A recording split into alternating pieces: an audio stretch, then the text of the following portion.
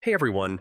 Uh, if you've been trying to get answers from Perplexity AI and it's just not responding, don't worry. Today, I'll show you some quick fixes that usually solve the problem. First, make sure your internet connection is stable. Sometimes a slow or unstable connection can prevent Perplexity from responding. Next, try clearing your browser cache and cookies.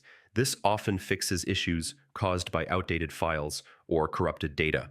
Make sure your browser is up to date. An outdated browser can sometimes block Perplexity from working properly.